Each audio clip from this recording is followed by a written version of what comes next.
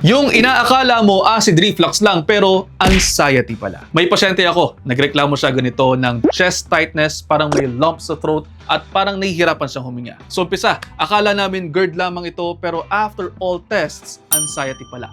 Ang tawag dito minsan ay somatic anxiety. Totoo po ang sintomas pero mental health ang root cause nito. Kadalasan, hindi gumagaling sa mga antacids kasi hindi naman talaga acidity ang problema. Ito po ang mga red flags na baka anxiety po ang problema ninyo. Ang mga sintomas po pwedeng nagwo-worsen kapag kagabi o di naman kaya kapag mag-isa kayo.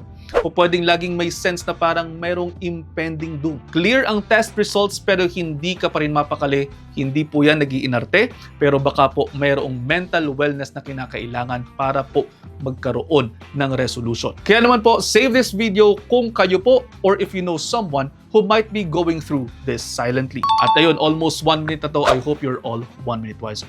Pakipusuan kung may natutunan and I'll see you next time. Ingat!